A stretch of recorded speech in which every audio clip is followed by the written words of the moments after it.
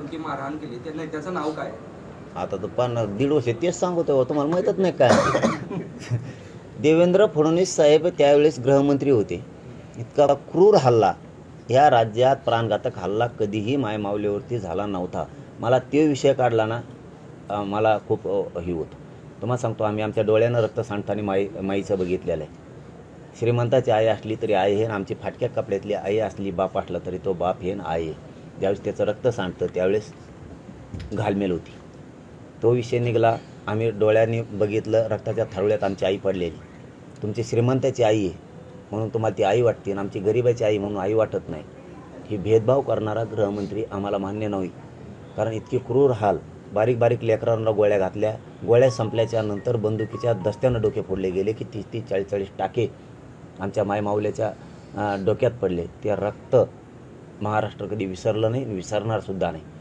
आजही अंतरवाली हल्ली नाही. तुम्ही आत्ताही अंतरवालीत कुणी पण आलं ना, तर कित्येक तरी म्हातारे माणसं आमचे बाजावरती झोपलेले आहेत की कुणाचे गुडघे मोडलेत, कुणाच्या पोटात गोळ्या गेल्या तर त्या मासाला गुतून बसल्यात तर निघत नाहीत. कुठल्या डॉक्टरांना लीलावती हॉस्पिटलच्या डॉक्टरांनासुद्धा निघल्या नाहीत आजपर्यंत. काही काहींच्या छातीत गेल्यात तर तिथं मासानं त्याला चौकून आटोळा पेटोळा घातला आहे, निघत नाही आहेत. आमचे हाल आम्हाला माहिती आहेत. इतके क्रूर हाल केले. ते काय देवेंद्र फडणवीस का आमचे शत्रू नाही, ते काय दुश्मन नाही, वैरी नाही, पण ते हल्ला केल्यापासून आपल्या मनातून तो माणूस उतारला.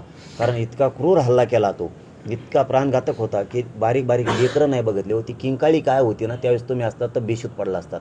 इतक्या आक्रोश आणि किंकाळ्या होत्या की त्या काळात ते कोण आदिलशाही का कोण होत्या त्यांनीसुद्धा केला नसेल, इतका क्रूर पद्धतीचा हल्ला ते होता. मायमाऊली आकंताने ओरडत होती ते मला वाचवा, थेंबर पाणी तरी द्या. कोणीला कोणी नव्हतं. इतक्या धुराच्या त्या नळकांड्या आणि गोळ्या संपल्याच्या नंतर बंदुकीचे दांडे, ते हातातले दांडके मोडायच्या नंतर आमच्याच इटाने आमच्याच लोकांना मारलं गेलं महिलांना. हे साधा विषय नाही आहे. म्हणून आता नाटकं करायचं नाही. एकदा झालं त्यांना काय नेमकं आव्हान करा समाजातील नाही, राजकारण हा भाग वेगळा आहे आणि समाजाच्या लेकरांच्या अस्तित्वाचा विषय हा वेगळा आहे. त्याच्यामुळे सगळ्यांनाच आव्हान आहे, सगळ्याच पक्षातल्या मराठ्यांना, की तुम्ही मुंबईला चला, लेकरा बाळांचं वाटोळं करू नका. तुमचे लेकरच तुम्हाला एक दिवस शाप शिवाय देतील, माझा शब्द लक्षात ठेवा.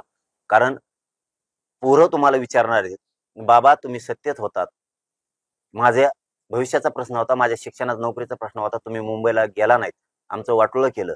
त्याच्यामुळं विरोधी पक्ष असो किंवा सत्ताधारी असो, सगळ्याच मराठ्यांना आरक्षणाची गरज आहे. शाप शिवाय लेकरांच्या खाऊ नका, लेकरा बाळांना आयुष्यातून मोठं करण्याच्या मागं लागा.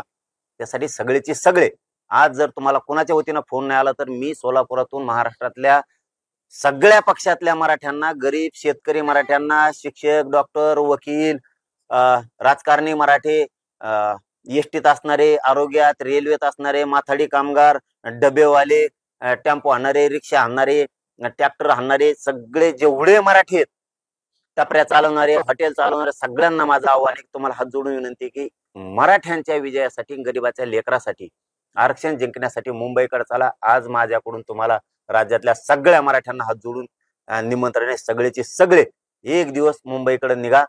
फक्त तुम्ही एकच दिवस या.